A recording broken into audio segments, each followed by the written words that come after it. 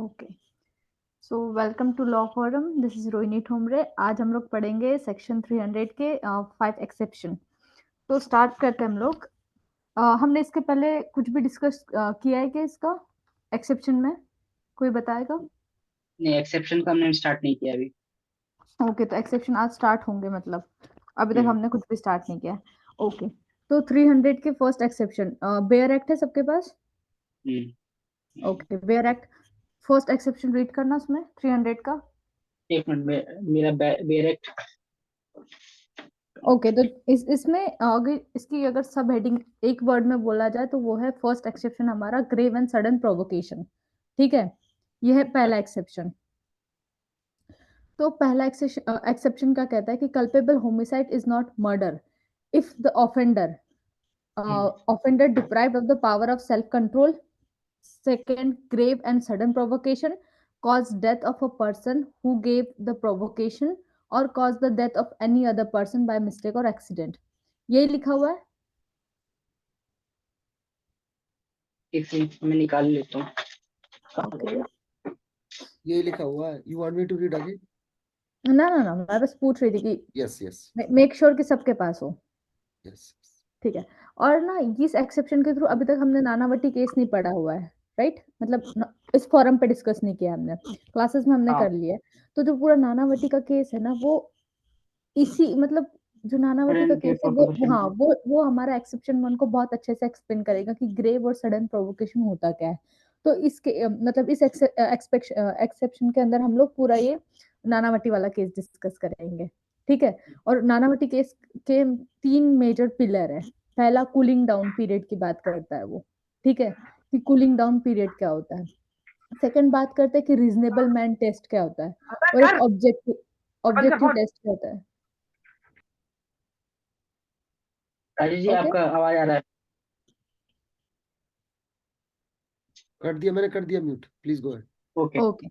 तो ठीक है, तो स्टार्ट करते हैं हम लोग फर्स्ट एक्सेप्शन से। नोट्स में दिख रहा होगा, मैंने लिखा हुआ है कि कंडीशन फुलफिल होनी चाहिए तो जाके आप बेनिफिट ले सकते हो फर्स्ट एक्सेप्शन का। अब कंडीशन क्या है?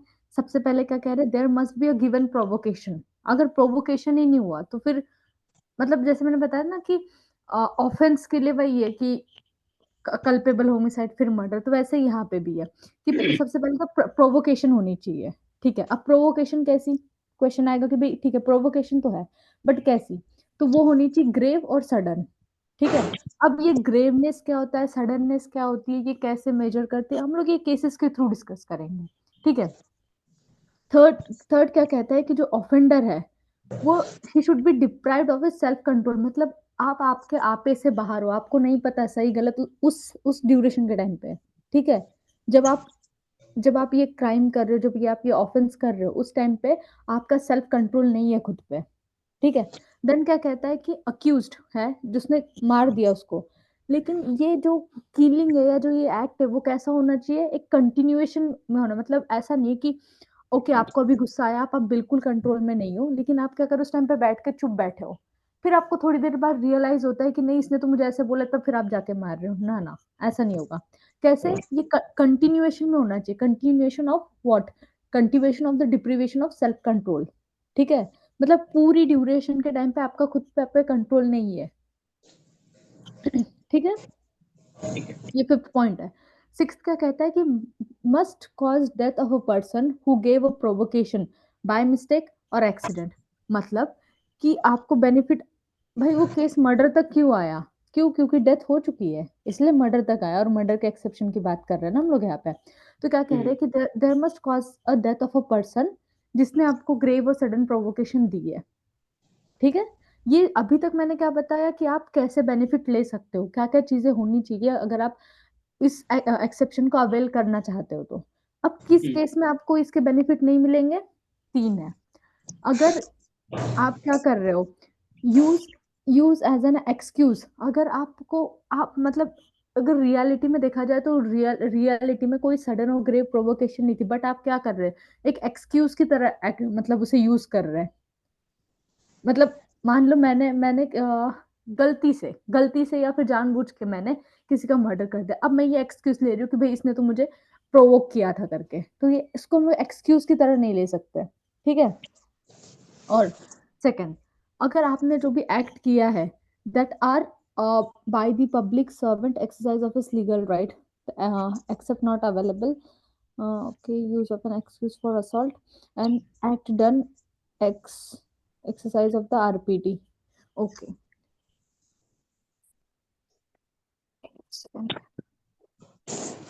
हाँ, तो मैंने पहला क्या बताया कि अगर उसको आप एक्सक्यूज की तरह नहीं ले सकते, और सेकंड ये है कि if the act is legally done by a public servant in the exercise of his legal right, ठीक है, तो वो चलेगा। इसका और एक एक्सेप्शन है जो कि हम लोग पब्लिक सर्वेंट वाला वो हम पढ़ेंगे। और थर्ड क्या कहता है कि if the act is done in the exercise of the right of RPD, ठीक है। क्यों इन सब चीजों में आप फर्स्ट वाला एक्सेप्शन नहीं ले सकते, क्यों? क्योंकि सेकंड वाले के लिए, जो पब्लिक सर्वेंट के लिए, उसके लिए ऑलरेडी एक अलग से एक्सेप्शन है, ठीक है, आईपीसी में। और जो थर्ड कह रहा है कि आरपीडी वाला act done, act done in the exercise of right of private defence, तो उसके लिए भी एक अलग एक्सेप्शन है। तो आप उन चीजों का इसमें नहीं इसके थ्रू नहीं ले सकते आप एक्सेप्शन। आई होप ये क्लियर हुआ हो, इसमें किसी को डाउट? नहीं, पहला वाला ये कह रहा है कि आप प्रोवोकेशन को एज अ एक्सक्यूज एक्सक्यूज नहीं की ले तरह। सकते। हम्म। करेक्ट। दूसरा है कि अगर कोई लीगल ऑफिसर है या फिर पब्लिक ऑफिसर है, उसको वो अपनी ड्यूटी कर रहा है, तो उसके खिलाफ आप प्रोवोकेशन यूज नहीं कर सकते कि उसने मेरे को अरेस्ट करने की कोशिश की इसलिए मैं प्रोवोक हो गया, क्योंकि वो अपनी हम्म लीगल ड्यूटी कर रहा है। हम्म।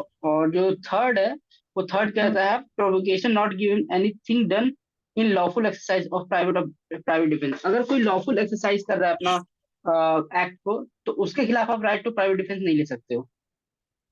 ये है ना एक्ट, थर्ड। हाँ, देखो थर्ड क्या कह रहा है कि अगर कोई भी एक्ट ऐसा हुआ है, वो राइट टू प्राइवेट, उसके उसका वो राइट है प्राइवेट डिफेंस में, ठीक है, और उसके चलते ऐसा कुछ हो गया, तो फिर आप नहीं अवेल कर सकते हो, नहीं एक्सेप्शन, ठीक है, क्योंकि आरपीडी क्या है, राइट टू प्राइवेट डिफेंस, वो इटसेल्फ इज है ना, एडवांटेज है ना, benefit. Whether the provocation was grave and sudden enough to prevent the offense from amounting to murder is a question of fact. ये थर्ड वाला नहीं समझ में आया, थर्डली क्या कह रहा है? कौन सा तुम क्या बेयर एक्ट पढ़ रहे हो? हाँ, बेयर एक्ट का जो एक्सेप्शन वन का जो थर्डली है ना वो। ओके, ये कि cause the death of a person who gave the provocation और cause the death of any person by mistake और एक्सीडेंट। नहीं नहीं, ये तो सेकंड है। एक सेकेंड।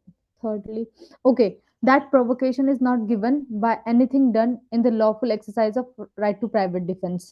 That इसका मतलब क्या provocation is, accept that provocation is not given by anything done in the lawful exercise, मतलब यही कि अगर let's say मैं अपना right to private defense exercise कर रही हूँ, मेरे right to मतलब जब मैं अपना private defense यूज कर रही हूँ, उसके चलते अगर मैं किसी का मर्डर कर दूं, तो वो वाली बात कह रहा है यहाँ पे।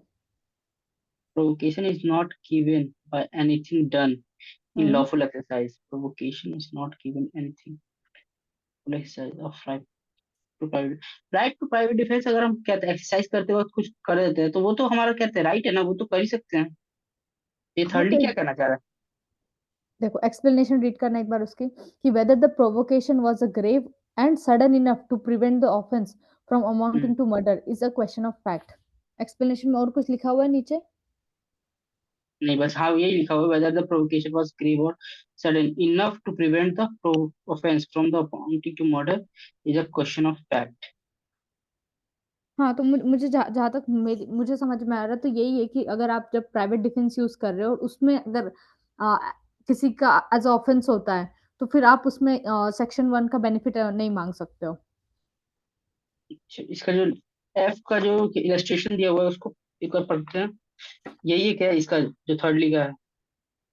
जेड रीड करने स्ट्राइक्स के बाद। B, Z strikes B, B is by this provocation excited to violent rage. A, bystander intending to take advantage of B's rage and cause hmm him to kill Z, puts a knife into the B's hand for that purpose. B kills Z with the knife. Here, B may have committed only culpable homicide, but A is guilty of murder. ये अब तो समझ में आया। हाँ, हाँ, तो but अब ये इसमें आगे क्या डाउट है, मतलब? नहीं, एफ तो समझ में आया, बट ये थर्डली नहीं समझ में आया कि जैसे कि हम कहते हैं एक्सेप्शन हम पढ़ रहे हैं कि कब मर्डर नहीं होगा बल्कि कल्पेबल होमिसाइड होगा जब हाँ मतलब एक्सेप्शन कब अवेलेबल नहीं होगा, एक्सेप्शन कब अवेलेबल नहीं होगा। नहीं होगा। हम्म, जब वो वॉलेंट्री कर रहा होगा तब अवेलेबल नहीं है। हाँ, जब जब वो उसको एज एक्सक्यूज की तरह यूज कर रहा है, ठीक है, हम्म, एक्सक्यूज की तरह आप उसको यूज कर रहे हो फॉर असॉल्टिंग, दूसरे को किसी को असॉल्ट करने के लिए, मैंने लिखा एक्सक्यूज फॉर असॉल्टिंग, ठीक हम्म, है। मतलब यही है ना कि कोई तुम्हें सिर्फ बात कर रहा है, प्रोवोक नहीं कर रहा है, जस्ट नॉर्मली कोई किसी ने बोल दिया कि भाई ये क्यों कर रहे हो तुम, और तुम उसे मारना शुरू कर दिया तुमने, तो ये क्या कर रहे हो तुम उसको, प्रोवोकेशन, वो तो प्रोवोकेशन भी नहीं ना, फिर भी आप उसको एक्सक्यूज की तरह यूज कर रहे हो to assault someone, that is a first. Second क्या कह रहा है, अगर आपने एक्ट कर रहे हो लीगली, लीगली कोई एक्ट कर रहा है, कौन, पब्लिक सर्वेंट एक्ट कर रहा है, क्या कर रहा है वो, अपनी लीगल ड्यूटी और लीगल राइट एक्सरसाइज कर रहा है, ठीक है, तो फिर उसमें उसमें भी आप यूज नहीं कर सकते हो कि फर्स्ट एक्सेप्शन हमारा यहाँ पे, क्यों, क्योंकि इसके लिए ऑलरेडी एक एक्सेप्शन है आगे, इसी में हम लोग पढ़ेंगे पब्लिक सर्वेंट वाले के लिए, हम्म, हाँ, जो कि एक्सेप्शन थर्ड में आएगा। और आरपीडी वाला भी हम इसमें यूज नहीं कर सकते, क्योंकि आरपीडी वाला भी एक्सेप्शन टू है, मतलब ये कि भाई, अब जैसे ये कहना चाह रहा है अगर आपको आरपीडी के लिए चाहिए तो आप एक्सेप्शन टू में जाइए, अगर या बात अगर आप करोगे पब्लिक सर्वेंट की तो आप एक्सेप्शन थर्ड में जाइए, अच्छा ठीक है। ठीक और एक बार पूछ लेंगे हम लोग, है। ठीक है, और किसी को इसमें कुछ ऐड ऑन करना हो, नहीं। ओके, आगे बढ़े फिर हम लोग। हम्म, तो हाँ, इसमें हम लोग नानावटी केस को डिस्कस करेंगे, ठीक है। ठीक है। तो नानावटी केस, बस 1 मिनट में बहुत जो ऊपर ऊपर के फैक्ट्स कोई बताएगा आप में से, क्या कोई नाम था भी, मूवी का? रुस्तम मूवी, हाँ, रुस्तम रुस्तम मूवी, मूवी। हाँ। वही वाले एक, फैक्टर। ये हाँ, एक वर्ड में फैक्ट बताना चाहे तो ये टोटली रुस्तम मूवी के बेस, मतलब रुस्तम मूवी पूरा इसी केस के बेस पे बनी हुई है, तो हाँ। फैक्ट्स मुझे नहीं लगता बहुत ज्यादा रिपीट करने की जरूरत है, आप सब लोगों को फैक्ट्स याद होंगे इसके, ठीक है, हम्म, ओके। तो इसमें ठीक है, फैक्ट्स क्लियर है। एक बार मैं ये बता देती हूँ कि जैसे मैंने इसमें बताया था, एसेंशियल्स हो गए इसके, then sudden and grave provocation का मीनिंग मैंने बता दिया, एंड देन वर्ड्स, ओके। और एक चीज ना, मतलब जो इंग्लैंड में होता है ना कि जैसे इंडिया में जजेस का ये मानना था कि इंडिया में ना मियर वर्ड्स और गेस्चर भी प्रोवोक कर सकते हैं किसी को, बट सेम केस वहां पे इंग्लैंड में, वहां पे नहीं है ऐसा, ठीक हाँ है। हाँ, ये याद है। हाँ, ये वाली चीज मैं रह गई थी, ये बताना था।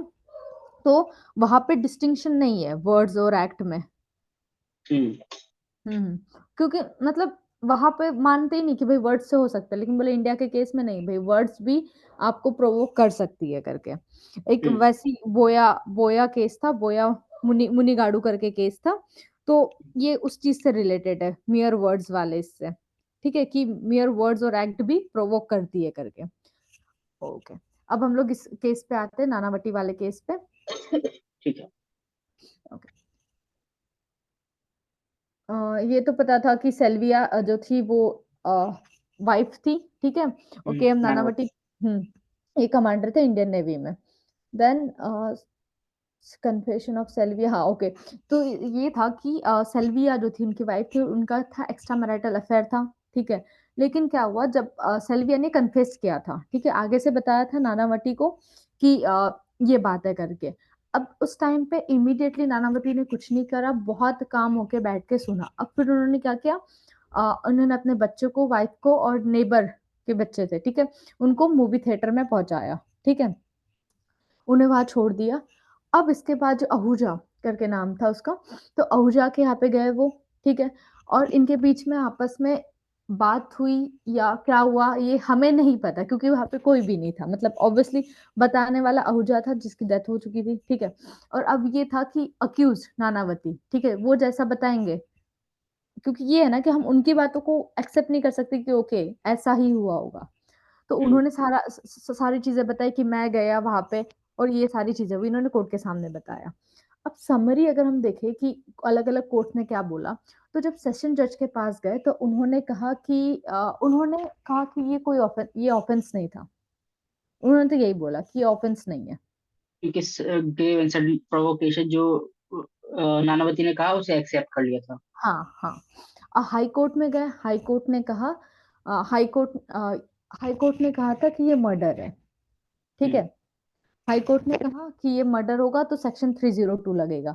सुप्रीम कोर्ट ने भी सेम बोला, ठीक है। सुप्रीम कोर्ट ने भी बोला सेक्शन 302, और फिर गवर्नर ने उनको पार्डन दे दिया था, ठीक है, लास्ट में, ठीक है। हम्म, अब ये मैंने पहले ही बता दिया कि हमारा एंड रिजल्ट क्या था। अब हम ये देखेंगे कि एंड रिजल्ट तक पहुंचे कैसे, ठीक है।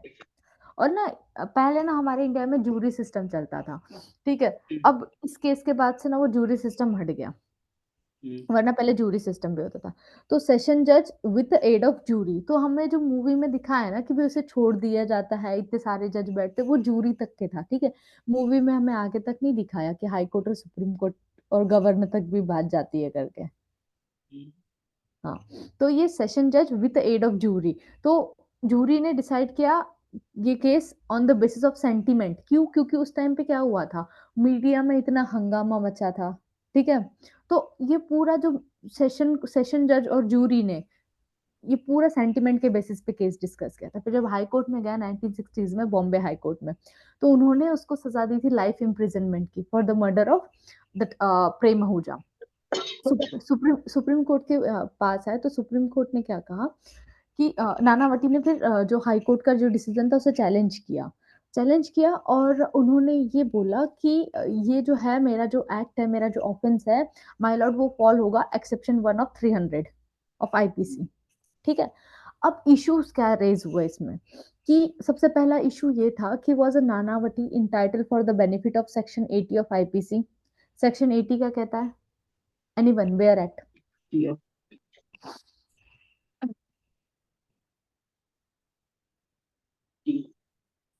एक्सीडेंट, अच्छा एक्सीडेंट की बात करता है ये, accident in doing a lawful act. Okay, तो ये, तो एक सेकंड, हाँ। तो इसमें जो क्या है, नानावती ये प्रूव करने की कोशिश करता है कि जो आहूजा की डेथ हुई थी वो it was an mayor accident, ठीक है, बिना इंटेंशन, बिना नॉलेज की, बट वो प्रूफ नहीं कर पाए, ठीक है। तो एज हेंस उन्हें सेक्शन 80 का बेनिफिट नहीं मिला, ठीक है। फर्स्ट इज, सेकंड इशू ये था कि who had given a provocation, question ये रेज होता है, क्योंकि ये मैंने क्या कहा था जब हमने एसेंशियल्स पढ़े थे ना कि आपको बेनिफिट कब मिल सकता है, मैंने उसमें याद है एक और बात कही थी कि must cause a death of a person who gave a provocation, right. Hmm, F F वाला पॉइंट अगर आप देखेंगे तो, ठीक है, लास्ट में कि must cause a death of a person who gave a provocation bye mistake और एक्सीडेंट। तो यहाँ इशू रेज होता है कि भाई प्रोवोक किसने किया, प्रोवोक उनकी वाइफ सेल्विया ने किया या प्रोवोक आहूजा ने किया, ठीक है। तो मतलब अनफॉर्ट हाँ, बातें तो सिल्विया की थी, बट एक्ट जो था वो आहूजा के एक्ट की वजह से हुआ था, बट ये कह सकते हैं यहाँ पे कि वो सिल्विया की वजह से हुई थी। हाउ यू प्रूव, मतलब आपको अब जैसे आप बोलोगे कि आहूजा ने मुझे प्रोवोक किया, तो अब नानावती जो भी बोलेगा वो कैसे सब्सटेंशिएट करेगा, कोई और नहीं था वहां पे। हाँ एग्जैक्टली, उस रूम में, बेडरूम में जब वो उसके गया था तो वहां पे कोई और था नहीं। हाँ, इसीलिए तो यहाँ पे दो क्वेश्चन होते हैं कि भाई, तो सेल्विया ने प्रोवोक किया, जो सेल्विया ने जब कन्वे किया उसके वजह से वो प्रोवोक हुआ, या फिर आहूजा की वजह से प्रोवोक हुआ। तो इसमें क्या होता है, अनफॉर्चुनेटली सुप्रीम कोर्ट ने इस पे कोई रिप्लाई नहीं दिया। Supreme Court said it is not necessary to express our opinion on the set question, बोला कि हम इस पे कोई ओपिनियन नहीं देंगे, ठीक है। And we are satisfied that other measures the case is not covered under the section 1 of, तो उन्होंने इस क्वेश्चन का भी बोला कि हम अपने व्यूज इस पे नहीं देंगे, और उन्होंने ये कहा कि ये कवर नहीं होगा एक्सेप्शन 1 of 300 में, ठीक है। फिर क्वेश्चन रेज होता है कि भाई weather a reasonable person place in the same मतलब रीजनेबल मैन की बात होती है, रीजनेबल मैन का टेस्ट, मतलब कि कोई भी आम आदमी उस जगह होता तो वो क्या करता, रीजनेबल मैन का टेस्ट होता है। लेकिन और एक चीज याद रखना है, रीजनेबल मैन ऐसा नहीं होगा, पता है, क्योंकि हमें आदत है रीजनेबल मैन मतलब हम लोग सब इंसान को, चाहे वो कोई ट्राइबल हो, कोई हाई क्लास का सोसाइटी, कोई मिडिल क्लास, अब सबके लिए ना एक पैरामीटर अलग अलग होते हैं, सबकी लाइफस्टाइल अलग होती है, तो सबका जो रिएक्शन करने एक होती है ना, how we react to an act, ठीक है, वो भी अलग होता है। तो सुप्रीम कोर्ट ने क्या कहा था कि what a reasonable man will do in a certain circumstances depend करता है कि उसके कस्टम पे, मैनर पे, वे ऑफ लिविंग पे, ट्रेडिशनल वैल्यूज पे। तो इन शॉर्ट देखा जाए ना, तो ये इमोशनल बैकग्राउंड, सोसाइटी जिससे बिलोंग करते हैं हम, ये बहुत मैटर करता है। तो ये पॉसिबल नहीं है, ना ही ये डिजायरेबल है कि हम लोग एक स्टैंडर्ड फिक्स कर दे कि कोर्ट ये स्टैंडर्ड देख के डिसाइड करेगा कि एक रीजनेबल मैन क्या करेगा। मतलब आप देख सकते हो कितना इसमें वाइडर स्कोप है डिस्क्रिशन का। हम्म। सही है। जजमेंट में ऐसे ही होता है, काफी ज्यादा क्या होता है, स्कोप रहता है जजेस के पास कि वो किस तरह से उसको इंटरप्रेट करते हैं। हाँ, और क्योंकि ये सही भी है ना, मतलब इंडिया में वी हैव लाइक एक्सट्रीम, अगर हम डाइवर्सिटी देखें तो बहुत है। एक्सट्रीम मतलब वही ना, बोथ एंड पे चलता है। एक्सट्रीम पॉवर्टी देखने को मिलेगी हमें एक तरफ तो, हम्म। और एक तरफ तो हमें दिखने को मिला भाई कि एकदम अति वाला वेल्थ। हाँ। ठीक है। तो हम कैसे एक्सपेक्ट कर सकते हैं कि दोनों तरह के लोगों वो सेम रिएक्ट करे टू एन एक्ट। इसीलिए कोर्ट ने ये एक्सप्लेनेशन दिया था कि रीजनेबल मैन का टेस्ट हम कैसे देखेंगे। ठीक है। अब क्वेश्चन आता है कि ये जो कन्फेशन था सेल्विया का, ठीक है, अडल्ट्री वाला, तो क्या that amount to a grave provocation? तो आंसर वाज यस। ठीक है। हम्म। मतलब क्योंकि वही है ना, इंडिया में मतलब जैसे उन्होंने कहा इंडियन सिस्टम में ये बहुत, एक नहीं होती घर की इज्जत, घर की बेटी बहू वाली चीजें, तो इट्स लाइक कि ये बहुत ज्यादा ऐसी चीजें जो आपको बहुत जल्दी प्रोवोक करती है। हम्म। ठीक है। ये सारी चीजें देखी जाती है। तो उसमें उन्होंने कहा कि आ, ये जो कन्फेशन था अडल्ट्री का, it was a grave provocation, तो answer is yes it was. ठीक है। अब नेक्स्ट क्वेश्चन है कि भाई जो नानावती ने जो डेथ कॉज करी है आहूजा की, क्या वो अंडर द सडन प्रोवोकेशन? देखो यहाँ पे सिर्फ प्रोवोकेशन की बात नहीं होती है, हमारा एक्सेप्शन क्या कहता है, grave and sudden provocation. Provocation. हाँ, तो ग्रेव तो था, ठीक है, ग्रेवनेस तो थी इसमें कि भाई कोई भी हस्बैंड अपनी वाइफ की अडल्ट्री के बारे में सुनेगा तो वो प्रोवोक होगा। ठीक है, नो डाउट। अब क्वेश्चन ये है, क्या वो सडन थी? तो आंसर इज नहीं, नहीं। हाँ। अब वो टाइम क्यों बहुत नहीं था। थी? हाँ, अब वो क्यों सडन नहीं थी फिर इसमें, फिर कोर्ट ने फिर अपनी ऑब्जर्वेशन बताई कि सबसे पहले उन्होंने बात करी, हम वही मेंसरिया, स्टार्ट भी उसी से करते हैं हर चीज। तो इंटेंशन टू कॉज डेथ की बात करेंगे, तो प्रोसिक्यूशन ने ये prove, prosecution had prove beyond any reasonable doubt कि जो accused had intentionally shot the deceased. तो जो आहूजा का लॉयर था उसने ये प्रूव किया कि भाई जो नानावती ने जो उसे उसकी जो डेथ करी है, that was beyond a reasonable doubt कि उनका इंटेंशन था। ठीक है, ये प्रूव करा। अब फिर होमिसाइड, हमें पता है होमिसाइड क्या होता है। अब ये जो 6 इंग्रेडिएंट्स, अब ये 6 इंग्रेडिएंट्स एक बार नजर डालो इन पे। अब इनमें से बताओ कि क्या इनमें से कोई भी एक ऐसी चीज थी जिस, मतलब क्या फुलफिल हो रही है कोई भी ऐसी चीज जिसकी वजह से उन्हें मिलनी चाहिए थी बेनिफिट कौन ऑफ, सी इंग्रेडिएंट? जो असेंशियल ग्रेव, इंग्रेडिएंट्स। अच्छा, ग्रेव एंड सडन प्रोवोकेशन, और provocation given by the accused, ये वाला हाँ ना? ये, ये सारी कंडीशन है, तो क्या ये फुलफिल कर रही थी उसमें? नहीं, देखो, ग्रेव ग्रेव था बट सडन नहीं था, जैसा उन्होंने पहले बताया। एग्जैक्टली दूसरी बात, सेल्फ कंट्रोल में था वो, क्योंकि उसने क्या exactly. था, अपने बच्चे को, अपनी बीवी को गया था वो मूवी दिखाने, उसके बाद वहां से वो अपने नेवी में, अपने शिप में जाता है, वहां से वो हाँ गन निकालता है, उसके पास मतलब एम्पल ऑफ टाइम था कूल डाउन होने का, तो ये सेल्फ कंट्रोल का तो बात ही नहीं होता है। Okay okay. दूसरा, मिस्टेक एंड एक्सीडेंट था, ये भी नहीं कह सकते कि मिस्टेक एंड एक्सीडेंट था, वो उसके, कहते हैं, गन लेके गया था, तो उसका इंटेंशन इसी से प्रूव हो जाता है कि वो गन लेके गया था वहां पे, अगर बात करने जाता तो बिना गन के भी जा सकता था। ओके, हम्म। ठीक है। तो अब हम आगे देखते हैं कि टेस्ट, अब हम टेस्ट कैसे करेंगे। अब हमें, हमारा एक्सेप्शन की हेडिंग ही कहती है कि ग्रेव एंड सडन। ठीक है, मान लिया जी कि ग्रेव और सडन दोनों होना चाहिए, लेकिन हम टेस्ट कैसे करेंगे इसमें, कि कैसे हमें पता, कुछ तो पता होना चाहिए। अब मेंसरिया के लिए भी हम कैसे टेस्ट करते हैं, एक्ट आपका बता देता है कि मेंसरिया है या नहीं है। अब हमें कुछ तो ऐसी चीजें होगी ना जो हमें बताएगा कि ओके, ग्रेवनेस थी, सडननेस था। तो ये बहुत, ये ऑब्जेक्टिव टेस्ट, ठीक है। मैंने याद है हमने और एक ऑब्जेक्टिव टेस्ट किस में देखा था, पिछले वाले केस में। इंजरी वाले में भी देखा था। जी। हाँ। तो लॉयर बोल रहा था कि इंजरी टेस्ट तो भाई बहुत सब्जेक्टिव है जी। तो कोर्ट ने क्या कहा था कि नहीं, जो इंजरी हम लोग देखते हैं it's not a subjective, it's an objective test. क्यों? क्योंकि मेडिकल जो रिपोर्ट है वो प्रॉपर पूरी सारी चीजें बताती है, तो उसमें सब्जेक्टिविटी की बात ही नहीं आती है। वैसे ही इसमें भी कह रहे ऑब्जेक्टिव टेस्ट कैसे होगा। तो test of a grave and sudden provocation is whether a reasonable man जो बिलोंग करता है सेम क्लास ऑफ सोसाइटी, ठीक है, अच्छे से सुनना, same class of society as the accused, ठीक है। कैसे हम देखेंगे भाई, जो अक्यूज्ड है और जो डिसीज्ड है कि उनकी देखेंगे ना कि सेम क्लास से बिलोंग करता है। क्योंकि अगर मान लो कि पर्सन है जिसका मर्डर करा है, ठीक है, और जिसने अक्यूज्ड है, ठीक है, देयर लाइक बहुत ह्यूज डिफरेंस है दोनों के कल्चर में, दोनों के क्लास में, बहुत चीजों में। तो क्या आ जाती है उसमें, और भी बहुत सारी चीजें बैकग्राउंड में आती है। लेकिन अगर यहाँ पे क्या है, सेम क्लास ऑफ सोसाइटी है, तो अब एक रीजनेबल मैन क्या करेगा, हम उस पैरामीटर पे देखेंगे, ठीक है। और उनको क्या है, placed in the same situation in which the accused was placed, और फिर उसके बाद हम देखेंगे क्या वो स्टिल अपने सेल्फ कंट्रोल में रहता है, क्या वो स्टिल प्रोवोक हो सकता है, ठीक है।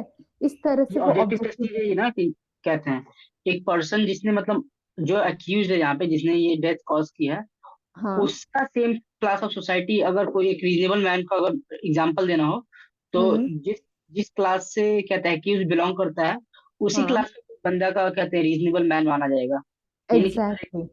हर एक कोई भी नहीं माना जाएगा लेकिन उसी के क्लास ऑफ सोसाइटी में होना चाहिए हम्म। तब वो माना जाएगा। सेकंड पॉइंट ये कहता है कि वर्ड्स एंड गेस्चर जो है वो सफिशिएंट है इंडिया में, ठीक है, ये हमने डिस्कस किया है। थर्ड ये कहता है कि मेंटल बैकग्राउंड भी मैटर करता है, ठीक है। मेंटल बैकग्राउंड कैसे है, अब लेट से अब वो नेवी ऑफिसर है, ठीक है, नेवी ऑफिसर, तो उसने बहुत बार ऐसी सिचुएशन का सामना, मतलब नॉट एग्जैक्टली द सेम, ये तो बहुत पर्सनल और फैमिली मैटर हुआ, बट हार्ड से हार्ड सिचुएशन का उसने सामना किया है। तो he is not the person जो कि बहुत जल्दी अपना आपा खो दे, सेल्फ कंट्रोल खो दे, हम्म, राइट। मतलब ये एक होता है ना, एक्सपेक्ट किया जाता है कि he should be in under control कितनी भी वो सिचुएशन हो जाए, ठीक है। मेंटल बैकग्राउंड चेक करोगे आप तो, hmm. I hope I make sense. हाँ मतलब कि ये वो बता रहा है कि आप अगर नानावटी केस से हट के ये बात कर रहा है कि अगर कोई एक रीजनेबल पर्सन का कहते हैं कंसिडरेशन चेक करना हो तो ये टेस्ट ग्रेव और सडन प्रोवोकेशन देखना हो तो क्या क्या देख सकते हैं। उस हम्म। पर्सन का आपको मेंटल बैकग्राउंड भी चेक करना चाहिए कि वो किस क्लास ऑफ मेंटल बैकग्राउंड से बिलोंग करता है। फॉर एग्जाम्पल अगर एक ट्राइबल पर्सन है उसका मेंटल हम्म। बैकग्राउंड और एक मॉडर्न पर्सन है उसका मेंटल बैकग्राउंड दोनों अलग हम्म। होंगे। हाँ। तो दोनों को एक ही तरह से ट्रीट नहीं किया जा सकता। एग्जैक्टली। और फिर फोर्थ क्या कहता है, इसी ब्लो का during the influence of passion, ठीक है। मतलब इसी आप का जो अगर हम एक और इंजरी। थोड़ा सा टेस्ट करें, हाँ अगर हाँ। कोई बंदा है वो लॉ का स्टूडेंट रह चुका है पहले, तो वो उसके लिए अलग ज्यादा अलग से हाँ एग्जैक्टली ट्रीट किया जाए। जैसे जैसे हम लोग लॉ के स्टूडेंट हैं तो हाँ। हमें कहते हैं हम जो भी एक्ट करेंगे तो हम हमसे ये एक्सपेक्ट किया जा सकता है कि हम उस लॉ को एक ऑर्डिनरी पर्सन से ज्यादा जानते हैं तो हम हम्म, वो गलती ना करें जो ऑर्डिनरी पर्सन कर सकता है। हम्म, मेंटल बैकग्राउंड। हम्म। ये बातें हैं। ओके। नेक्स्ट फोर क्या कहता है कि blow during the influence of passion, ठीक है। तो मतलब जो भी आप इंजरी कॉज कर रहे हो ड्यूरिंग दैट एक्ट, ठीक है, तो वो बताएगा ऑब्वियसली। तो इस केस में भी क्या होता है ना कि जो मेडिकल रिपोर्ट है वो प्रॉपर बताती है कितनी डिस्टेंस से गोली मारी गई है, व्हाट एंगल, एवरीथिंग, ठीक है। हम्म, तो वो भी प्रूफ करता है कि जो नानावती जो स्टोरी एक्सप्लेन करना चाह रहा है वो रिलेट नहीं हो पा रही है, वो सब्सटेंशिएट नहीं कर पा रहे करके, हम्म, ठीक है। रीजनेबल मैन वाला टेस्ट हमने देख लिया कि hmm, custom manner way of life ये सब देखा जाता है करके, ठीक है। तो इस केसेस में हमने ये देखा कि सडन एंड ग्रेव प्रोवोकेशन को हम कैसे मेजर करते हैं। तो जब भी हमारे एक्सेप्शन बनता है। हाँ एग्जाम में और रियल लाइफ इन फ्यूचर आता है, तो like we can go through this case और we can give the reference. Like अगर एग्जाम में हमारे क्वेश्चन आता है कि कुछ सडन एंड ग्रेव प्रोवोकेशन वाले इस पे आता है, कूलिंग पीरियड की बात की जाती है, तो हम नानावती वाला रेफरेंस दे देंगे, हम्म, ठीक है। और अब हमें पता है क्यों देना है, एक एक हम्म, चीज पता है हमें। और नॉट इन दिस केस, अगर और भी कोई भी केस हो जिसमें रीजनेबल मैन की बात होती है, तो अब हमें पता है रीजनेबल मैन को क्या क्या पैरामीटर्स देखने होते हैं, ठीक है। हम्म। तो क्लियर है ये वाला। एक्सेप्शन वन क्लियर है और हाँ, नानावती एक्सेप्शन केस टू और पे जाए हम लोग। हम्म ओके, एक्सेप्शन 2 कोई रीड करेगा? Culpable homicide is not murder if the offender, in the exercise in good faith of right of private defense of a person or property, exceeds the power given to him by law and causes death of a person against whom he is exercising such right of defense without premeditation and without any intention of doing more harm than is necessary for the purpose of such defense. एक second ना, एक चीज इसमें रह गई है, notes में देखोगे आप, सी मैंने सी हेडिंग डाली और उसमें लिखा है words and act amounting to provocation, उसमें लिखा है मैंने बोया मुनिगाड़ू केस, दिख रहा है आप लोगों को नोट्स में? गोया मुनिगाड़ गुएस, हाँ। हाँ, तो मैंने मतलब मैं इसलिए बोल रही हूँ, खैर, क्योंकि अगर कोई नोट्स रेफर करेगा तो वो कंफ्यूज हो जाएगा कि हमने इसको में डिस्कस नहीं किया है। अब मैंने देखो इसमें लिखा है हस्बैंड सॉ अ वाइफ। अब इसमें क्या होता है ना कि हम्म, हस्बैंड अपनी वाइफ को वो देखता है, जो हस्बैंड का एक एनिमी होता है, मतलब वही है ना, किसी से नहीं बनती उसकी, ठीक है, और उसकी वाइफ को ही वो उसके साथ देखता है वो कोहैबिट कर रही है, ठीक है, वो उस टाइम पे कुछ नहीं कहता, वो आता है अपने घर आके सो जाता है, रात भर उसे नींद नहीं लगती है, ठीक है। वो कुछ नहीं करता है, कुछ भी नहीं करता है। अगले दिन क्या होता है, अगले दिन फिर वो जाता है काम पे, वो देखता है कि उसकी वाइफ उसी एनिमी के साथ बैठ, जो उसका एनिमी है, उसी के साथ बैठ के खाना खा रही होती है, ठीक है। उसे गुस्सा आता है, वो जाके उसे उसका मर्डर कर, मतलब खून कर देता है, ठीक है, अब वो मर गया। हम्म, लेकिन अब इसमें पता है उसको एक्सेप्शन 1 का बेनिफिट मिल जाता है, कोई मुझे बताएगा क्यों? कि how it is different from like Nanavati वाला केस। अब नानावटी में भी तो उसने 3-4 घंटे का उसे कूलिंग पीरियड था, अब यहाँ पे तो हाँ, उसने उसके वाइफ को देखा था कोहैबिट करते हुए रात में। इसमें सडन प्रोवोकेशन है, क्योंकि हम्म पहले उसने देखा था। तो हम्म ये टू इवेंट्स हैं, दो इवेंट मिलके हुआ है। तो हम्म पहले उसने ठीका कूल कर लिया, दोबारा फिर से उसने देखा, तो वो फिर सडन माना जाएगा।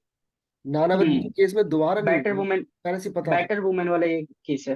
हाँ, हम्म तो इसमें बैटर दो वुमेन इवेंट में यानी जो कि बाद वाली इवेंट है ना, उसने उसको एग्जैक्टली exactly, उसके जो कंट्रोल वो में सेकंड, हाँ, जो फर्स्ट इवेंट था उसने उसने उसके माइंड पे एक इफेक्ट डाला, बट बैकअप वो किया। फिर हाँ, भी अपने आप को हाँ, एक कहते हैं इफेक्ट डाला, बट उस समय उसने कंट्रोल कर लिया। बट जो सेकंड इंसिडेंट हुआ, उस वजह से उसका पहला वाला भी और ये सेकंड वाला दोनों वजह से वो ट्रिगर हो गया, तो यहाँ पे हम्म उसको एक्सेप्शन मिलेगा।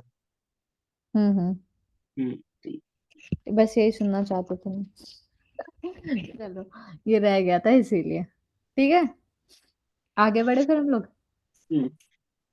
चलो, एक्सेप्शन 2 क्या कहता है, exceeding the right of private defence. कोई बताना चाहेगा इसमें, स्टार्टिंग थोड़ा इंट्रो?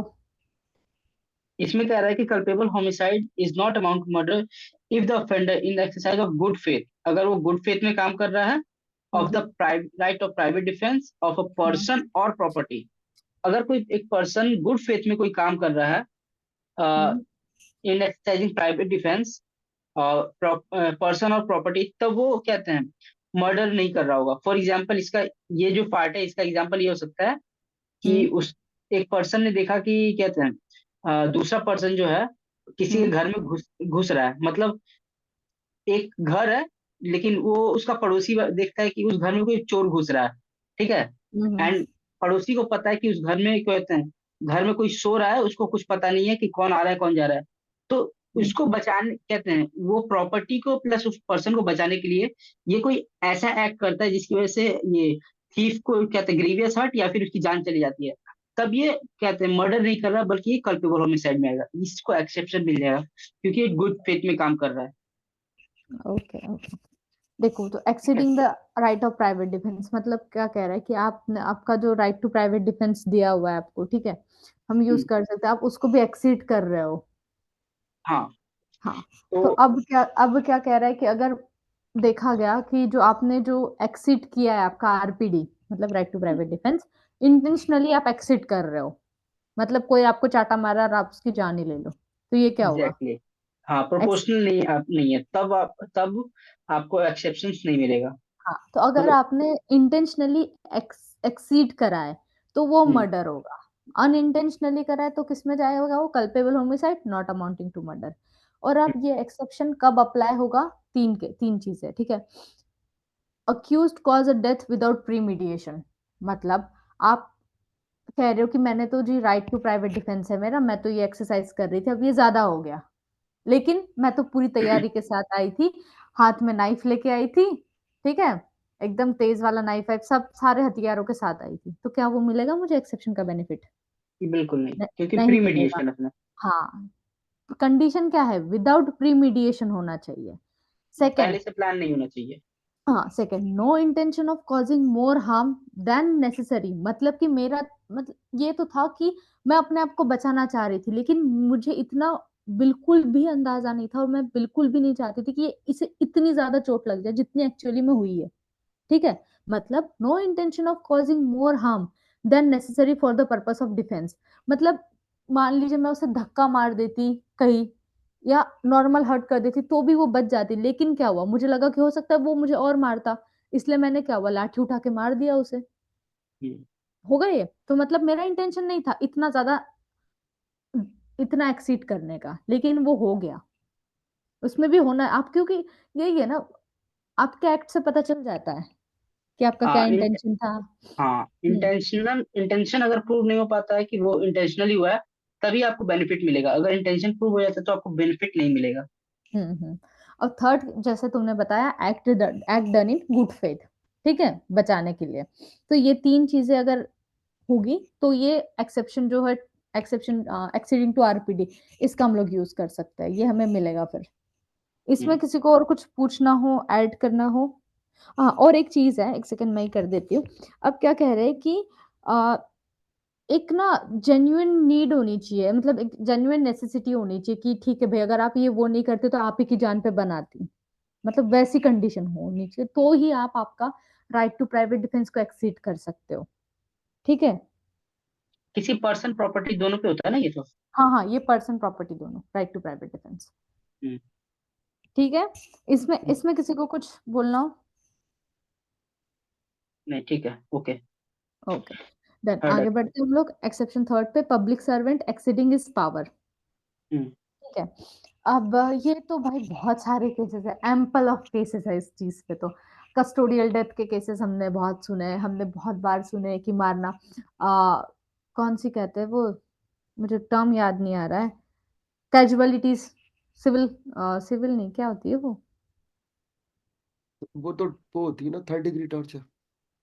ना ना ना, वो नहीं, ऐसे ही नॉर्मल मारना, किसी और को चाह रहे मर कोई और गया, होता है ना, फायरिंग करते हैं, चोर उधर भाग रहा है, लग किसी और को गई गोली, मतलब ये ऐसी केसेस, पब्लिक सर्वेंट, पुलिस हो गए, ये केसेस हमने बहुत कॉमन सुने होते हैं, ये सारी हम इसमें देखेंगे, ठीक है। ओके। तो सबसे पहले क्या है, ये जो एक्सेप्शन क्यों दिया है, तो सबसे पहले टू न्यूज में कोलेटरल प्रोटेक्ट, डैमेज। न्यूज में होता है कोलेटरल गैर डैमेज। गैर इरादतन होता है ना उसमें। अम, क्या कह रहे हैं? वो उसको बोलता है हाँ, न्यूज में, गैर इरादतन हत्या हो गई है। हाँ हाँ, अच्छा अच्छा, कोलेटरल अनइंटेंशनल, डैमेज में जाता है उसमें। अनइंटेंशनल, हाँ, जो ओके, पब्लिक में फाइट होती है ना, उससे लग जाती अब देखो, तो सबसे पहले ये जो एक्सेप्शन बनाया गया ताकि ये जो पब्लिक सर्वेंट है ना, उन्हें बचाने के लिए, उन्हें मतलब उन्हें प्रोटेक्ट करने के लिए, और ताकि वो उनका काम कर पाए, ठीक है। एक होता है ना इंडिया में हमारे डिस्क्रिशन, मतलब इस चीज पे डिबेट भी बहुत चलती है कि जो पब्लिक सर्वेंट्स होते हैं उन्हें बहुत ज्यादा डिस्क्रिशन है, फिर एक तरह से ये कहते हैं कि अगर वो डिस्क्रिशन ना हो तो वो अच्छे से काम भी नहीं कर पाएंगे, ठीक है, हम्म, तो ये तो डिबेट तो चलती रहती है, ये कभी एंड नहीं होगी।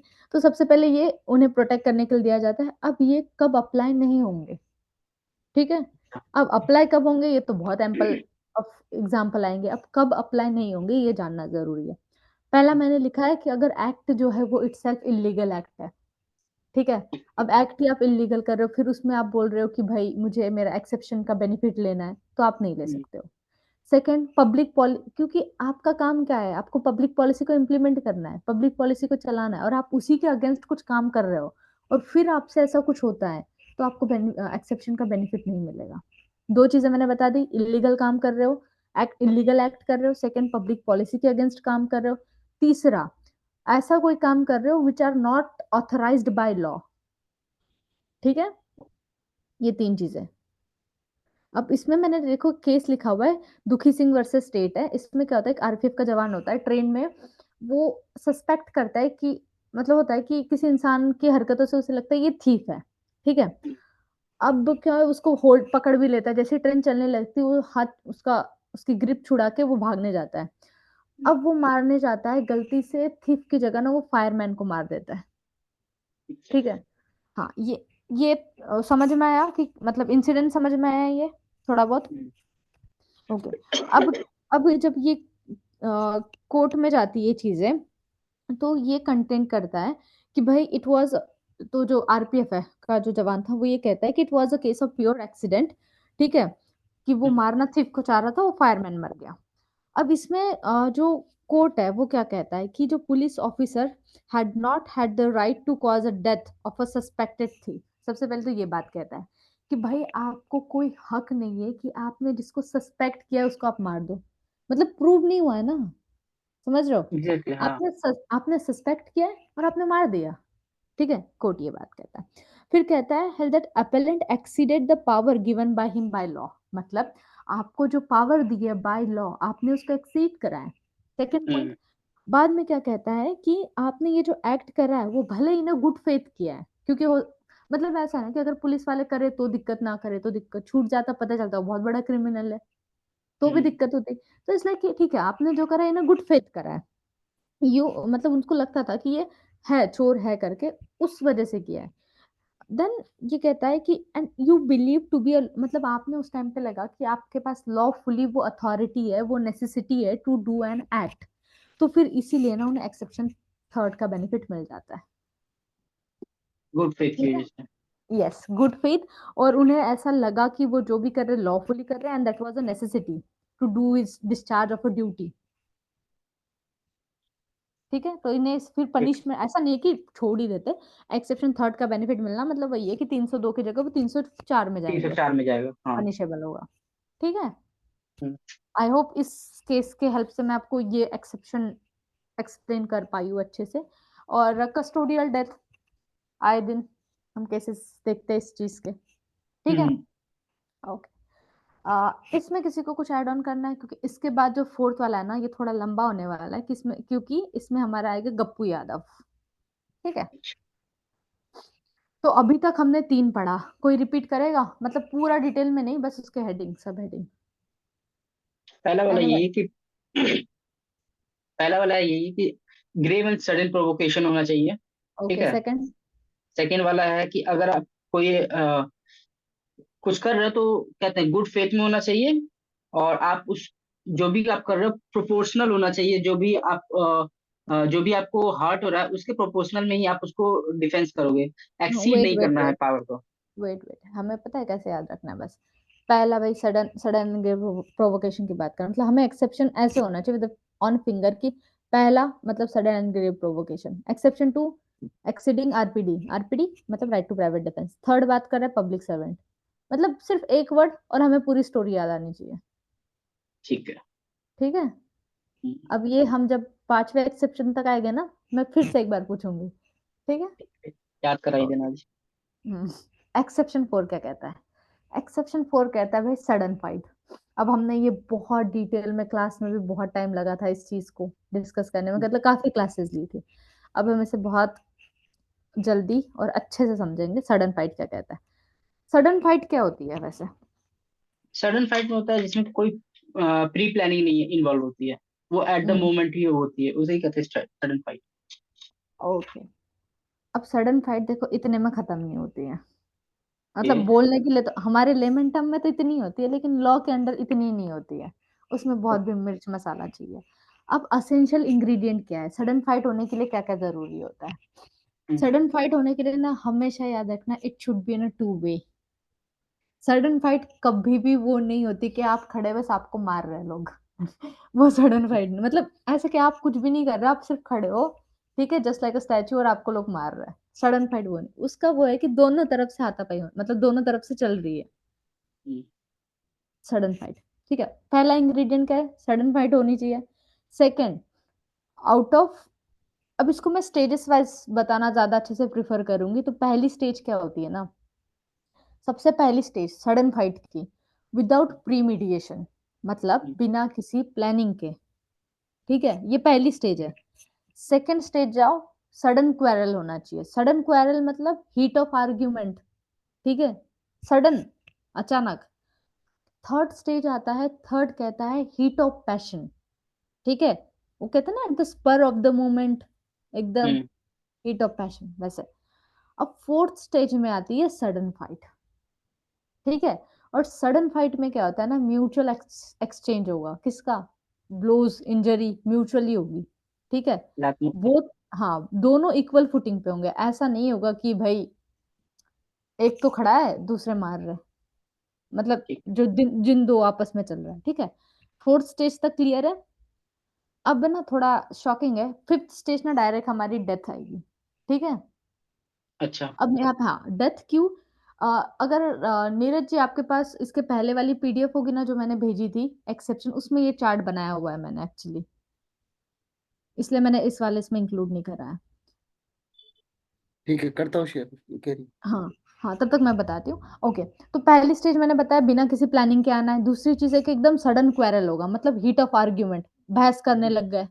फिर क्या हो गया, आर्ग्यूमेंट करने लग गए, हीट ऑफ पैशन। उसके बाद क्या होगी, सडन फाइट स्टार्ट होगी। सडन फाइट मतलब दोनों तरफ से एक दूसरे को मुक्के मार रहे हैं, दोनों तरफ से होना चाहिए। हम्म, और पांचवी डायरेक्ट हम जंप करेंगे डेथ पे। क्यों, अब जो डेथ हुई है ना, फिर नेक्स्ट पेज, और देखना, इसमें दो ही पेजेस है क्या, लास्ट सेशन में मैंने शायद शेयर किया था ये, तो अच्छा, ओके। तो अब हम जब डेथ होगी ना, अब इसके बाद हम जो नेक्स्ट स्टेज है ना वो देखेंगे कि डेथ कैसी होनी चाहिए। डेथ मतलब जब डेथ हुई है उस इंसान की, तो कोई जिसने डेथ कॉज करी है वो कोई अंडू एडवांटेज नहीं ले रहा है, ठीक है। अब ये हम देखेंगे कि अंडू एडवांटेज लेना किसे कहते हैं, ठीक है। ये हम डिटेल में देखेंगे कि अब हमने बोल तो दिया कि अंडू एडवांटेज नहीं लेना, फिर अंडू एडवांटेज होता क्या है हमें पता होना चाहिए। अंडू एडवांटेज अगर देखा जाए, मतलब मान लीजिए कि दोनों के बीच में फाइट चल रही है, एक कोई गिर गया है, ठीक है, उसके पास हथियार भी नहीं, फिर भी आप मार रहे हो, अंडू एडवांटेज हुआ। कोई बिना हथियार के आया, आप उसको हथियार से मार रहे हो, अंडू एडवांटेज। और फिर हम सेकंड चीज, और अब हम क्या देखेंगे, डेथ तो हो गई, तो डेथ में हम्म, हमने देख लिए दो चीज की, अंडू एडवांटेज। सेकंड चीज हम ये देखेंगे कि जो एक्ट आपने करा है, जिस एक्ट की वजह से उसकी डेथ हुई है, वो क्रूअल था, अनयूजुअल था। मतलब अब क्रूएलिटी, जैसे निर्भया केस में कोर्ट ने क्या कहा था, rarest of the rare case, याद है। हम्म, क्योंकि वो जो ऐसे हुआ था, ऐसे बहुत ऐसे बहुत कॉमनली हमें वो सुनने को नहीं मिलता है, वैसे कुछ हुआ है करके, ठीक है। एग्जैक्टली। उसमें जो उसका एक्ट था वो क्या था, क्रूअल भी था और अनयूजुअल मैनर था। हम्म ओके, आप समझ पा रहे होंगे, खिचड़ी नहीं बन रही है, आई होप। हाँ, इसमें यही है कि आप कहते हैं, अगर अगर एक सडन फाइट है तो उसमें दोनों के पास कोई हथियार नहीं है, तो अचानक से आप कहते हैं वो गिर गया और आप अचानक से कोई हथियार लेके उसको मार दे रहे हैं, तो ये कहते हैं अनयूजुअल है। आप उसको हम्म। मारते रहते हैं और लग जाता और वो मर जाता, तब वो अनयूजुअल नहीं होता। नीरज जी, जिसमें स्क्रीन पे थोड़ा स्टार्टिंग के फर्स्ट दो पेज ब्लैक में थे पूरा, उसमें थी इसकी एक्सेप्शन वाली। कोई नहीं, लेकिन लेकिन ये स्टेजेस आपको समझ में आई है, जो सडन फाइट में हमने जो डिस्कस की, हम्म इसमें किसी को कुछ डाउट है कि नहीं, हम पहला सडन प्री फाइट के केसेस को कैसे देखेंगे। सबसे पहली स्टेज में हम जाके यही देखेंगे कि क्या प्लानिंग के साथ आए प्रीमेडिटेशन। हैं, हाँ, हम्म प्लानिंग है या विदाउट प्लानिंग है। दूसरा हम्म देखेंगे क्या ये जो आर्ग्यूमेंट है वो सडन थे, सडन हीट ऑफ आर्ग्यूमेंट है, हीट ऑफ पैशन था, फाइट हुई है, फाइट हुई है तो भाई दोनों के बीच में म्यूचुअल एक्सचेंज हुआ है, किस चीज का, डायलॉग नहीं, डायलॉग से बात नहीं होगा। अगर यही कि सिर्फ दोनों बात ही कर रहे हैं, कुछ नहीं हुआ, तो सडन फाइट होगी क्या। सडन फाइट नहीं हो, नहीं वो हाँ, सडन फाइट नहीं है। हाँ, और एक सिर्फ बातें कर रहा है कि भाई मैं तुझे मार दूंगा, ये कर दूंगा, और मार नहीं रहा है, तो भी क्या होगा, ये तो भी सडन फाइट नहीं होगी जब तक दोनों म्यूचुअली ना हम्म फाइट करे, एक्सचेंज ऑफ ब्लो ना हो। अब हम हम्म सीधा डायरेक्ट सडन फाइट से सीधा जंप किस पे करेंगे, डेथ पे करेंगे। फिर डेथ होने के बाद देखेंगे कि डेथ कैसे कॉज हुई है, क्या क्रूअल मैनर था, अनयूजुअल था, अनडू एडवांटेज लिया था, नहीं लिया था, ठीक है। ओ, ओके, तो इसमें सडन, जैसे हमने फर्स्ट एक्सेप्शन में सडन एंड ग्रेव में हमने किसको डिस्कस किया था, हमें नानावटी जी की याद आई थी, इसमें हमें गप्पू यादव की याद आनी चाहिए। जब भी ठीक है। सडन फाइट की बात होगी हम गप्पू यादव को याद करेंगे, ठीक है। ठीक है। ओके, तो गप्पू यादव की बात करते तो केसमेट मुझे लगता नहीं है होगा किसी के पास, कोई नहीं, मैं ही बताती हूँ। गप्पू यादव के फैक्ट्स किसी को याद है मोटा मोटा? नहीं, ये तो नहीं कुछ है। याद है भाई, बहुत इंपॉर्टेंट केस है। याद नहीं है मेरे को, पता नहीं मैंने क्लास में पढ़ा था कि नहीं। कोई बात नहीं, ठीक है, मैं बताती हूँ उसमें क्या हुआ था। देखो, एक लैंड डिस्प्यूट था, लैंड डिस्प्यूट था। अब क्या था, on the request of the Ramlal measurement, अब क्या था, रामलाल जो था, रामलाल जो है वो विक्टिम है, ठीक है, हम्म, अक्यूज जो है वो गप्पू यादव है। ओके, अब रामलाल के दो बेटे हैं, गप्पू यादव के चार बेटे हैं, दो तीन बेटे एक नेफ्यू है, ठीक है, गप्पू यादव के साइड से तीन बेटे एक नेफ्यू, मतलब कितने हो गए टोटल, ये पांच लोग। हम्म, गप्पू यादव, तीन बेटे और गप्पू यादव का एक नेफ्यू, पांच लोग ये हो गए। विक्टिम, ठीक है, विक्टिम के है होते दो बेटे, लेखराम और गोपाल, जिसकी यहाँ पे डेथ हुई है, गोपाल। अब देखो आगे, तो लैंड डिस्प्यूट होता है, ठीक है, ये रिक्वेस्ट करते हैं कि आके भाई मेजरमेंट कर लो, जो रेवेन्यू हम्म, अथॉरिटी होती है उनसे, ठीक है, मेजरमेंट होता है लैंड का। उसके बाद क्या होता है ना, ये वही वाला केस है यार, वो बेरी का ट्री होता है, याद आया, वो बेरी का ये ट्री कह, होता है। हाँ बेरी का ट्री होता है, और जो लैंड जो ट्रांसफर हुई होती है वो इनके इसमें आता है हिस्से में, तो वो कहते हैं भाई अब तो ये हमारे हिस्से में लैंड आई है तो हम इसे काटे या रहने दे, हमारी मर्जी। तो फिर क्या होता है, हाँ, वो जैसे, पेड़ कटवा लेते हैं, हाँ हाँ, याद आ गया। हाँ याद आ गया, याद आ गया, गुड गुड। हाँ, तो अब क्या होता है, it was cut down by the family, जो रामपाल की फैमिली है उसे काट रही होती है पेड़ को। अब ये हम्म, जैसे ही पता चलता है, ठीक है, तो ये आते सारे के सारे गप्पू यादव की पूरी फैमिली, लेकिन विदाउट प्री मीडिएशन। क्या होता है, कोई तैयारी नहीं होती प्लानिंग की, ऐसे ही आते हैं, फाइट स्टार्ट होती है। अब हम्म, इसके फाइट के दौरान क्या होता है ना, जो गोपाल है, मैंने बताया रामलाल का बेटा, हम्म, वो सीरियसली इंजर्ड हो जाता है और नीचे गिर जाता है। हम्म, अब एक बात याद रखना, इसके बाद ना, अब जैसे ही वो नीचे गिर जाता है ना रामलाल का बेटा, ये गप्पू यादव और इनके बेटे मारते नहीं है। हम्म। अब ये मैंने क्यों बताया सारे फैक्ट्स में, कोई मुझे बताएगा? क्योंकि यहाँ पे ये देखना होता है ना कि आप क्या कहते हैं, आपने एक्सेप्शन 4 का अगर इस्तेमाल करना है तो आपको अनयूजुअल मैनर में उसको नहीं मारना है। ना ना ना, गलत।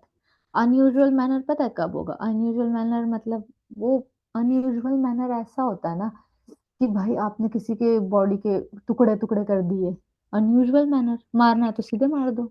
नहीं मतलब लेमन टर्म में अनयूजुअल मैनर तो वो है। मैं एक चीज और यहाँ भी पे, तो हाँ दोनों साइड से होना चाहिए कि हाँ, दोनों हाँ, साइड में बराबर नहीं थे ना, वो गिर गया तो वो मार नहीं सकता है। नहीं नहीं, हाँ, फिर भी फाइट मारे तो जा रहे हुई, फाइट तो हुई, फाइट हुई, दोनों मार रहे एक दूसरे को, लेकिन ये गिर गया रामलाल का बेटा गोपाल। तो गोपाल गिरने के बाद कुछ नहीं हुआ, गोपाल जैसे ही इंजर्ड होके नीचे गिर गया उसके बाद कुछ नहीं हुआ। थे। मतलब ये चीज यहाँ ये दिखाता है कि गप्पू यादव ने अनडू एडवांटेज नहीं लिया। मैं ये एक्सप्लेन करना चाह रही थी यहाँ पे, समझ में आया? अच्छा। क्योंकि मैंने ये हाँ, पहले जो ये जो स्टेजेस है सारी क्यों एक्सप्लेन करी ताकि ये केसेस में हम लोग जो फैक्ट्स है वो पकड़ पाए, ठीक है, कि क्या इंपॉर्टेंट है। अब ये इम्पोर्टेंट नहीं है कि भाई क्या, मतलब जो ना एकदम बहुत बहुत ज्यादा बैकग्राउंड, वो नहीं, लेकिन ये कि जैसे ही वो गिरा उन्होंने नहीं मारा, इससे ये हम्म, प्रूव, इसी के थ्रू वो एक्सेप्शन 4 तक पहुंचे ना, ठीक है। हाँ, आगे बढ़ते हैं। अब फिर ये था कि उसको बहुत क्रुएलिटी से भी नहीं मारा गया था, ठीक है। यहाँ पे जो गोपाल था उसका डाइंग डिक्लेरेशन रिकॉर्ड किया गया, हम्म, और चार्जेस फ्रेम हुए सेक्शन 148 और सेक्शन 302 रेड विथ 149। 149 क्यों, मैंने क्यों बार बार पांच एम्फेसिस करा, पांच पांच लोग। लोग थे, पांच लोग थे, यस 149 मतलब पांच लोग, ऐसे याद रखेंगे। 148 यहाँ पे क्या कहता है, section 148, anyone? Dangerous IPC weapon. Where act, हाँ तुक्के नहीं लगाना हमें, हम निकाल। हम पब्लिक फोरम पे अभी, ओके, हाँ, मैं देखो, बोला तो deadly weapon, writing with deadly weapon. हाँ ठीक है चलो, 148 302, ठीक है। अब सेशन कोर्ट में क्या हुआ, सेशन कोर्ट ने उनको कन्विक्ट किया मर्डर के लिए, गप्पू यादव, ठीक है, कन्विक्ट किया। अब हाई कोर्ट में गए, हाई कोर्ट ने भी उन्हें मर्डर के लिए कन्विक्ट किया, अप्रूव किया सेशन कोर्ट का जजमेंट, यही कह सकते हैं। अब सुप्रीम कोर्ट ने क्या बोला, सुप्रीम कोर्ट ने उनको बेनिफिट दिया एक्सेप्शन 4 का, ठीक है, और बोला ये कल्पेबल होमिसाइड होगा, सेक्शन 304 के पार्ट 1 में जाएगा। अब मैंने आपको एंड रिजल्ट बताया। अब हमेशा की तरह हमारा सिस्टम यही है, अब हम देखेंगे कि एंड रिजल्ट तक क्यों पहुंचे, कैसे पहुंचे। क्वेश्चन, अब इशू रेज होता है कि जो डेथ हुई है गोपाल की, क्या that amount to a murder? तो आंसर क्या होगा? नो। नो। आंसर होगा नो। नेक्स्ट क्वेश्चन ये होता है, क्या गप्पू यादव को बेनिफिट मिलना चाहिए सेक्शन 4 का अंडर 300? आंसर होगा हाँ। यस। यस।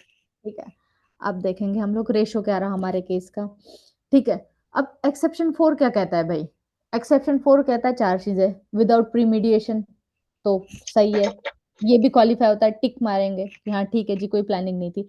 सेकंड क्या कहता है भाई? सडन फाइट होनी चाहिए, तो बिल्कुल सडन फाइट थी।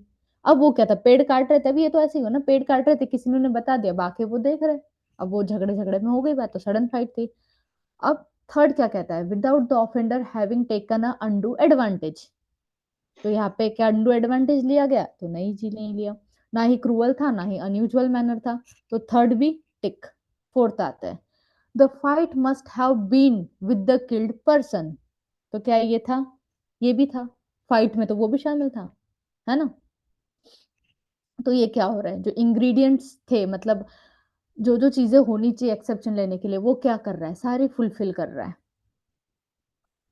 ठीक है, ठीक अब है। ना इस केस में ना सुप्रीम कोर्ट ने ना डिफरेंस भी किया, किस चीजों का? एक्सेप्शन 1 और एक्सेप्शन 4 को उन्होंने डिफरेंस बताया इसमें।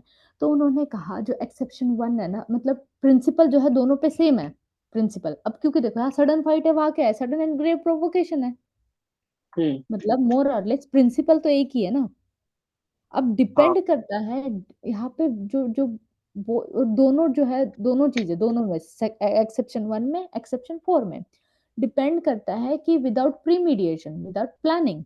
While in the case of exception 1, exception 1 क्या कहता है कि आप टोटली डिप्राइव हो अपने सेल्फ कंट्रोल से। ठीक है, कि एक्सेप्शन 1 का जो मेन क्रक्स होता है ना, ठीक है, हम्म। जो क्या कहते हैं, मंत्र हमारा, ठीक है, एक्सेप्शन 1 कहता है टोटली आप डिप्राइव हो सेल्फ कंट्रोल के। लेकिन एक्सेप्शन 4 क्या कहता है? Only that heat of passion. ठीक है, only. which clouds a man's sober reason and urges them to deed which they do not otherwise, मतलब हीट ऑफ पैशन में वही कि आप उतने इतने गुस्से में हो, आप मतलब उस एक्ट में जो हीट ऑफ पैशन में है, कि आपने वो काम कर दिया वो आप नॉर्मली नहीं करते। अगर आप नॉर्मल होते तो, मतलब हम्म। काम होते, कंपोज्ड होते, तो आप वो नहीं करते, बट आपने वो किया। ठीक है, तो देयर इज अ प्रोवोकेशन, तो प्रोवोकेशन जो है एक्सेप्शन 4 में और एक्सेप्शन 1 में, but the injury done is not the direct consequence of that provocation. In fact, exception 4 deals with the case in which a knock blow may have been struck or some provocation given in the origin of the dispute, okay, at the subsequent conduct of both the parties put them in the respect of guilt upon equal footing. Okay, तो यहाँ पे क्या कह रहा है? हमने जो sudden fight वाले में कहा था कि सडन फाइट हम्म। में क्या होता है? दोनों इक्वल फुटिंग पे होते हैं, हाँ। दोनों मार रहे हैं एक दूसरे को। लेकिन जो पहला वाला एक्सेप्शन है ना, उसमें क्या दोनों इक्वल फुटिंग पे होते हैं? सडन नहीं। ग्रेव प्रोवोकेशन वाले नहीं होते। नहीं, वहाँ पे अलग फुटेज रहते हैं। हाँ, फिर यहाँ पे कोर्ट ने सडन फाइट का मतलब भी बताया। ठीक है, कि सडन फाइट मतलब होता है कि implies a mutual provocation and blow, जैसे मैंने बोला ना, दोनों तरफ से होना चाहिए, म्यूचुअल म्यूचुअल ब्लो का एक्सचेंज होना चाहिए। ठीक है, म्यूचुअल प्रोवोकेशन एंड एग्रेशन और नो अनडू एडवांटेज, तो ये सारी चीजें। तो अब हमें क्या है, एक्सेप्शन 1 की बात करेंगे सडन एंड ग्रेव प्रोवोकेशन की, तो नानावटी जी। एक्सेप्शन 4 की बात करेंगे हम लोग सडन फाइट की, तो गप्पू यादव। आपको यार। हाँ, गप्पू यादव के बाद अगर कोई और केस रेफर करना चाह रहा, तो एक Surem Singh versus state of Punjab भी है, ये रिसेंट केस है 2017 का, तो वो भी देख सकते हो, क्योंकि गप्पू यादव तो थोड़ा पुराना हो गया, है ना। Okay. Surendra Singh versus. State of Punjab 2017, ठीक है। सुरेन सिंह, SURAIM, सुरेम। ठीक है। ठीक है, ठीक। रेशो ऑफ द केस हो गया, then both are doctrine of provocation. Okay, ये हमने कवर कर दिया। अब लास्ट है हमारा एक्सेप्शन 5, हम्म। ये क्या बात करता है? कोई एक्सेप्शन। पढ़ेगा?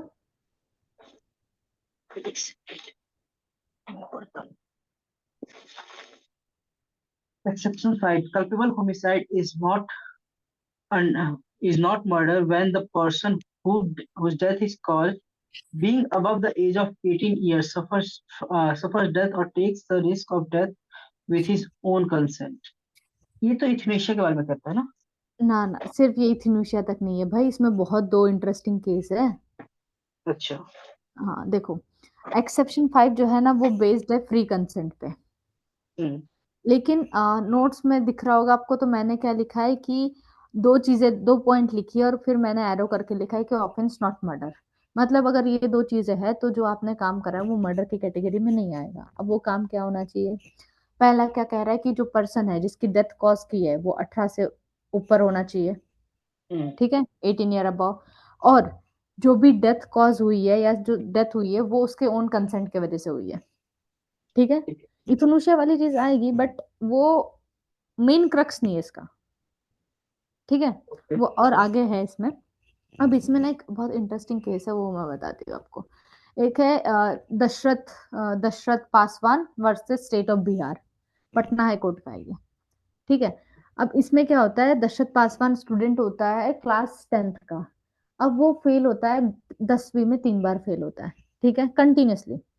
अब जो उसकी वाइफ होती है ना वो 19 साल की होती है, और उसकी वाइफ जो है वो अच्छी खासी मतलब लाइक डिग्री होल्डर होती है, लिटरेट वुमन होती है, ठीक है। अब क्या होता है कि वो मतलब होता है ना गांव में ऐसे। अब ये केस कब का है? 1957, ठीक है। अब लोग तो आज के जमाने में भी नहीं छोड़ते, तो उस टाइम तो खैर जमाना ही अलग था। तो हमेशा उसको ताना मिलता था ये कि ये तो बीबी पा गया, मतलब ऐसे कि भाई इसे तो ऐसी मिल गई करके। अच्छा। हाँ कि भाई ये तो 10वीं में इतने बार फेल हुआ, होते नहीं सोसाइटी में कुछ हम्म। असामाजिक तत्व हाँ। वैसे, हाँ। तो ये उससे वो बहुत ना अक्सर दुखी रहता था, और अपने वाइफ को बोलता था कि यार मैं मर जाऊंगा किसी दिन, मतलब हमेशा ये बोलते रहता था। He told his wife that he had decided to end his life. अब उसकी वाइफ उसको रिप्लाई में क्या कहती है कि भाई अगर तुम्हें मरना है तो पहले मुझे मारो, फिर तुम खुद मरना, ठीक है। ये वाइफ बोलती है। अब मतलब वो, अब बात की मतलब इसमें थोड़ी हंसी भी आती है, थोड़ा सीरियसनेस दोनों है, मतलब मिक्सचर है इसमें। देखो अब ये बात चलती है, अराउंड ये 8 बजे की बात होती है। अब मॉर्निंग में क्या होता है कि वो पेरेंट्स जो है वो जल्दी चले गए काम पे, खेत में। अब क्या होता है, सबसे पहले ये ट्राई करता है कि ओके ये सच में मरना चाहती है कि नहीं मरना चाहती है, तो ठीक है। That morning, the parent of the appellant had gone out early, and nobody was in the house. In accordance with the fact, about an hour later, a wife spread a mat. अब क्या है, उसकी wife ने क्या है, नीचे जमीन पे वो चटाई बिछा दी और नीचे लेट गई वो, ठीक है। अब ये जो था दशरथ पासवान, ठीक है, हम्म। इसने क्या करा, भाला नहीं होता है, भाला, स्टेयर। हाँ। हाँ, भाला या फिर वो जो खेत में घास काटने के लिए यूज करते हैं। गड़ासी कहते हैं उसको। हाँ ये तो मुझे उसका वो पता नहीं एग्जैक्टली, हमारे यहाँ उसको ईरा बोलते हैं, ठीक है। वो तो हसिया, कॉजिंग, हसिया हाँ दरअसल हसुआ हसुआ। एग्जैक्टली, हाँ हाँ हाँ हाँ। हसिया बोलते तो हैं। उसको माइनर इंजरी करता है चेस्ट पे, ठीक है। ओके। वो ऊ तक नहीं करती, मतलब कुछ भी आवाज नहीं, कुछ भी नहीं, इतना दर्द ओके। होने का था। उसके बाद वो शार्प कट करता है, ठीक है, 3 ब्लो देता है उसके नेक पे, ओके। गर्दन पे, और वो मर जाती है ऑन द स्पॉट, ठीक है। अच्छा। हम्म। ये सारे फैक्ट्स मैंने बताया। अब वो क्या है, वो घर से बाहर निकलता है, पूरा उसके शर्ट पे से खून खून खून खून होता है, ठीक है। अब पुलिस आके अरेस्ट कर लेती है। अब रीजन रीजन क्या था, ये अनडिस्प्यूटेड था, क्योंकि मैंने क्या बताया उसकी एज कितनी थी, 18, ठीक है। अच्छा 18 थी। सॉरी 19 थी वाइफ, मैंने पहले ही बताया कि इसमें स्टार्टिंग में कि 19 ओके। ईयर्स की थी, इसलिए तो ये चीजें मैंने जो जो होता है ना, जो आगे जाके मुझे पता है आने वाली, वो मैं पहले ही ऐसे एम्फोसिस करती उस वाइफ चीजों की पे। वाइफ की एज कितनी थी? 19 थी, ओके। हाँ 19 थी। तो कोई वो एज वाली तो बात ही नहीं है कि माइनर हम्म। वाली चीज, ठीक है। And she had suffered a death with her own free consent. बात हो गई आप दोनों। अब उसको पनिशमेंट दी थी 304 पार्ट 1 में। 304 मर्डर में कन्विक्ट नहीं किया इसको? ना, मैं हम क्या पढ़ रहे हैं, एक्सेप्शन 5, उसने खुद कंसेंट दी है, एज क्या है, मैंने दो चीज बताई, दोनों मिल गए, मतलब आपको एक्सेप्शन मिल गया। और ये कैसे पता चला भी उसने खुद ने कंसेंट दी थी, कोई बताएगा मुझे, एनीवन? नहीं।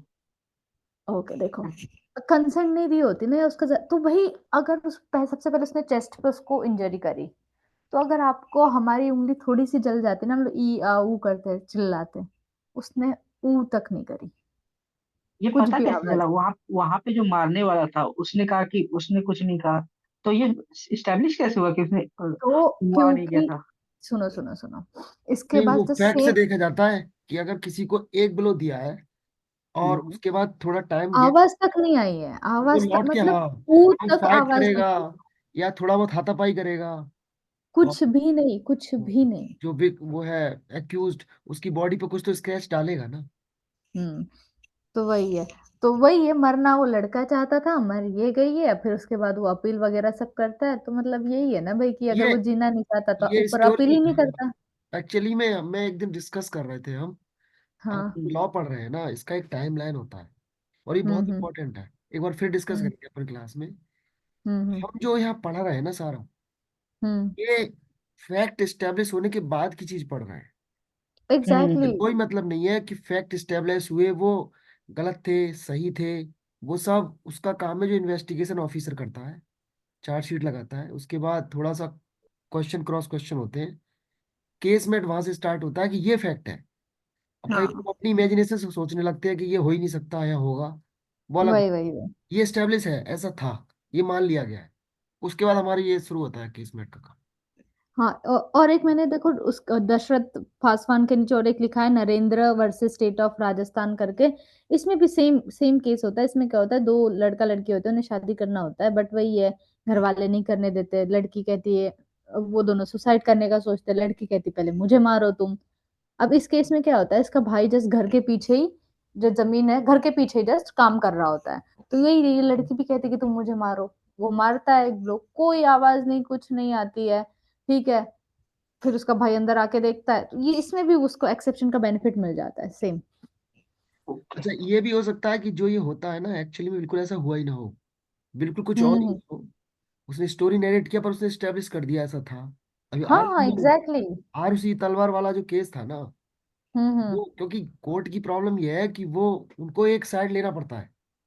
हाँ। वो उनको एक अभी एक रिसेंटली कोई न्यूज था, उसको क्रिटिसाइज किया गया था, पता नहीं मैंने कहाँ पढ़ा है। उसने बोला कि कोर्ट का एक काम नहीं है, वो अपनी तरफ से कुछ गैस वर्क नहीं दे सकते। अब हम्म। उनको डिसाइड करना है कि कौन सी साइड लेना है, वो 100% हो या ना हम्म। हो। हम्म। इसी के साथ गाइस, हमने आज फाइनली एक्सेप्शन 5 हो गया। अब जो जितने भी टॉपिक होंगे ना, वो एक एक दिन में कंप्लीट होते जाएंगे, और हर एक दिन एक एक क्वेश्चन होते जाएगा इसके साथ।